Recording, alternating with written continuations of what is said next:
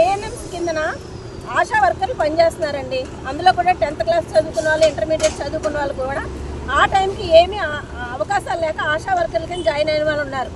వాళ్ళు ఏఎన్ఎం ఏదైతే వర్క్ చేస్తుందో అంత స్టాటిస్టిక్స్ అన్నీ కూడా వాళ్ళు అప్లోడ్ చేసి ఏఎన్ఎంకి ఇస్తే ఏఎన్ఎం గారు వచ్చి గవర్నమెంట్ సబ్మిట్ చేస్తున్నారు. ఇప్పుడు ఆశా వర్కర్లకి ఇలాగే ఇప్పుడు ఏఎన్ఎంస్కి 16 నెలలు ట్రైనింగ్ ఇచ్చి జనరల్ నర్సింగ్ ఇచ్చేయమన్నారు కదా, జిఎన్ఎం పోస్టింగ్ ఇమ్మన్నారు కదా.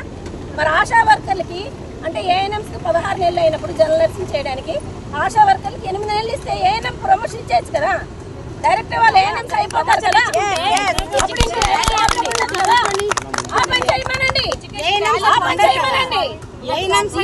ఎందుకండి జిఎన్ఎం అనేది క్యాడర్ ఎందుకని కష్టపడి చదువుకొని వాళ్ళు 15 నెలల నుండి డిగ్రేడ్ చేస్తున్నారు.